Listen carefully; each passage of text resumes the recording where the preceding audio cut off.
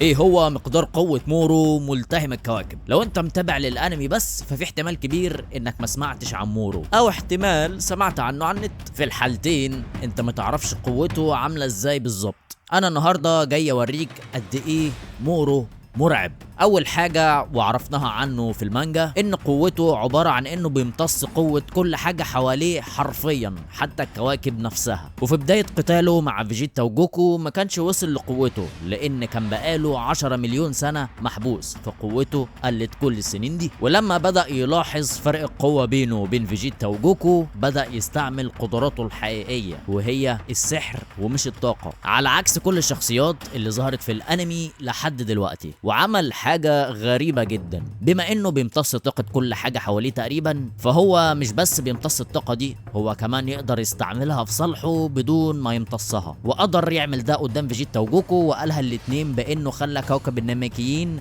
يحاربهم بنفسه لحد ما امتص قوتهم كلها تقريبا، وتقريبا كده قتلهم. بس على حظهم الناميكيين عالجوهم، ومورو قدر يتخطى قوة تحول السوبر ساين الازرق بقدراته بس، مع ان قوته الفعلية اقل من التحول ده بكتير. ففعليا هو مقارنة بجوكو وفيجيتا يعتبر خنفسة. عمليا بقدراته السحرية قدر يتخطى الفرق الكبير في الطاقة بينه وبينهم، وزود فوق كده لما وصل لهيئته النهائية. عشان تحاربه انت بتحارب مجموعة كواكب، مش بتحارب شخص عادي، لانه بيمتص كل الطاقة اللي في كل الكواكب اللي بيمر عليها. وعدى الوقت وفيجيتا وجوكو اتدربوا عشان قوتهم تزيد ويقدروا على مورو، بس كل واحد فيهم راح لاتجاه غير التاني. جوكو مثلا حس ان ميروس اللي هو شغال مع شرطة المجرات حس انه عنده طاقة الحكام، ودي حقيقة علشان هو اصلا اخو ويس وبيعرف يستعمل الغريزة الفائقة بكل قوتها، وده اللي جوكو كان بيطمح ليه انه يتعلمه منه، فخلاه يمرنه. اما فيجيتا راح لكوكب الياردات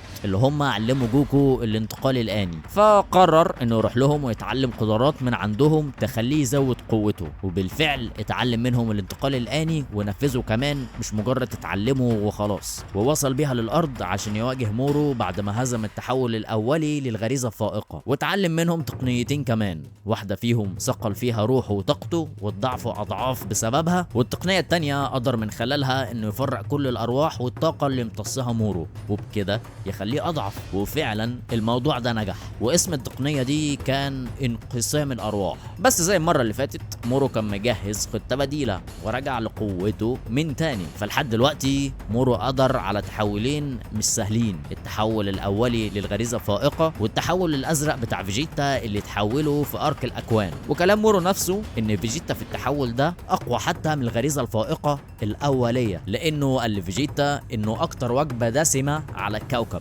فمعنى كده ان هو الاقوى حتى من التحول الاولي للغريزه الفائقه، او زي ما ويسما مسميها العلامه للغريزه الفائقه. ولما نروح بالاحداث قدام شويه هنلاقي ان مورو وصل لانه قدر يقف قدام الغريزه الفائقه الكامله فعلا، بس جسمه مستحملش الطاقه اللي امتصها علشان يوصل للمستوى ده، وكان قرب ينفجر لحد ما قدر انه يمتص كوكب الارض نفسه وخلاه جسمه. بس برضه ده ما خلاهوش يستحمل طاقه الحكام اللي امتصها من ميروس اللي هو اخو ويس، وده خلى القضاء عليه اسهل.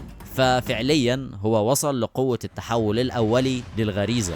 عمليا التحول الأول للغريزة مش قوي للدرجة، لأن التحول الأزرق اللي فيجيتا كشف عنه في أرك الأكوان أقوى منها، وده من على لسان مورو نفسه. وبكده تكون عرفت قوة مورو واصلة لفين بالظبط، وهي العلامة الأولية للغريزة الفائقة، لكن ما بعد ذلك ما قدرش يستحمله، فقوته المفرطة كانت هي سبب نهايته. انت ايه بقى رأيك في الكلام ده؟ قولي في الكومنتات، وما تنساش اللايك وتشترك وتفعل الجرس، وكده الفيديو يبقى خلص. سلام.